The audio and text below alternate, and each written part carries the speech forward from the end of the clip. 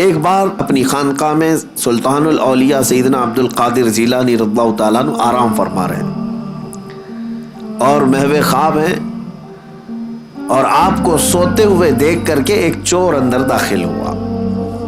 مشہور ہے، اس چیز کو آپ نے سنا ہے. وہ چور آپ کا جبہ چرانے آیا تھا.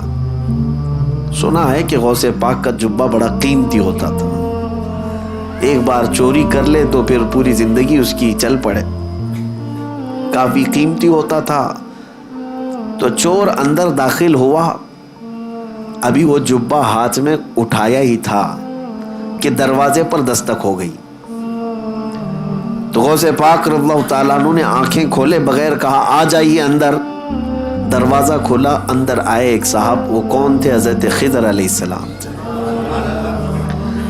حضرت خضر علیہ السلام آئے اور کہا سیدی کس سے؟ حضرت شیخ عبد القادر جیلانی رضی اللہ تعالیٰ عنہ سے. کہا بصرہ کے یا کسی شہر کے قطب کا انتقال ہو گیا، وہاں پر قطب اب کون ہوگا؟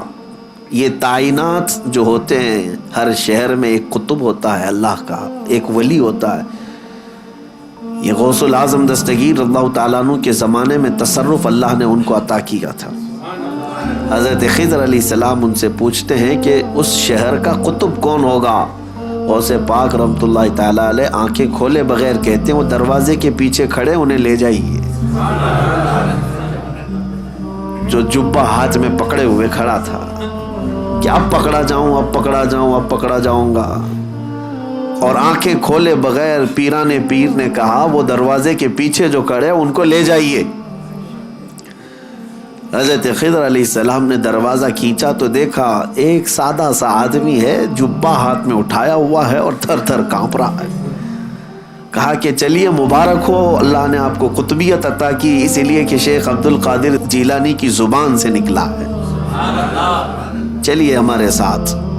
اب وہ شخص حیرت میں تھا کہ میرے ساتھ کہیں کوئی مذاق نہ ہو رہا، اور وہ دوڑتے ہوئے پھر غوث پاک کے قدموں میں آیا. کہا روتے ہوئے مجھے معاف کریں، مجھے معاف کریں، کیا یہ میرے ساتھ کوئی مذاق تو نہیں؟ غوث پاک رضی اللہ تعالیٰ عنہ نے فرمایا شیخ عبد القادر جیلانی کو اللہ نے یہ طاقت عطا کی ہے کہ وہ جو زبان سے نکالے اللہ اس کو پورا کر کے رہتا ہے. کہا کہ میں یہاں کس غرض سے آیا تھا آپ کو پتا ہے؟ میرے ہاتھ میں آپ کا اٹھایا ہوا جبہ تھا. غوث پاک رضی اللہ تعالیٰ عنہ نے فرمایا سب ہمیں پتا ہے، اور ہم چاہتے ہیں کہ تمہارے اس منصب کو، تمہاری اس ڈیوٹی کو بدل کر کے دوسری ڈیوٹی دے دی جائے. اب یہ واقعہ تو ہم نے سنا، کئی مرتبہ سنا، لیکن ایک بزرگ سے میں نے سنا اور انہوں نے یہ بیان فرمایا اور کہا کہ بیٹا آپ جانتے ہو چوری کرنے والے کو تو سزا دی جاتی ہے، اسلام سزا دیتا ہے، اور یہاں وہ جبہ ہاتھ میں لے کر چرایا ہوا آدمی رنگے ہاتھوں پکڑا گیا. سزا دیتے، ہاتھ کاٹتے، اور اس کو بجائے اس کے کہ صرف معاف کر کے چھوڑتے پھر قطبیت کا مقام بھی دے دیا. یہ سوال جب آتا ہے ذہن میں تو پھر اس بزرگ نے فرمایا کہ بات در حقیقت یہ ہے کہ اللہ کریم بھی نسبتیں دیکھتا ہے. وہ چور چوری تو کیا تھا لیکن ہاتھ میں دامن کس کا تھا؟ ہاتھ میں کیا تھا؟ غوث پاک کا جبہ تھا. جبہ جو پکڑا تھا یہ نسبت نے اس کو، اس صحبت نے اس کو مقام قطبیت تک پہنچا دیا. اب میں آپ سے کہتا ہوں کہ غوث پاک کا جبہ پکڑے تو قطبیت کے مقام پر پہنچے، اور جو رسول اللہ کے قدموں پر جان دے اسے رب ذوالجلال غوثیت کے مقام پر پہنچاتا ہے.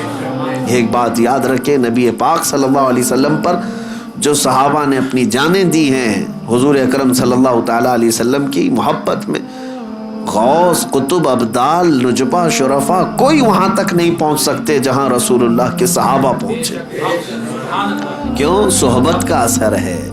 اسی لیے صحبت چن کر کے اختیار کرو، کہیں ایسا نہ ہو کہ بعد میں پچھتانا پڑے.